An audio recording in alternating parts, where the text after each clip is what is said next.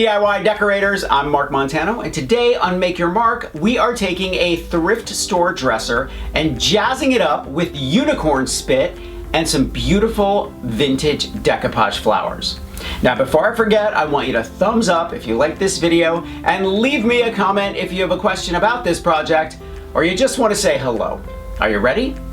Let's jazz up a thrift store dresser.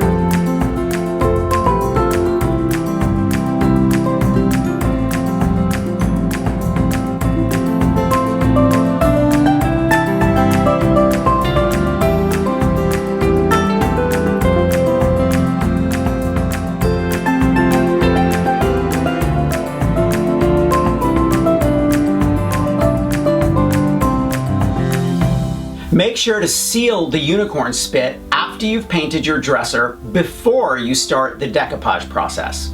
Thumbs up if you like this video, leave me a comment and I will get back to you. Subscribe to my channel if you haven't already. Grab a copy of the Big Ass Book of Home Decor and I will see you next week. Bye.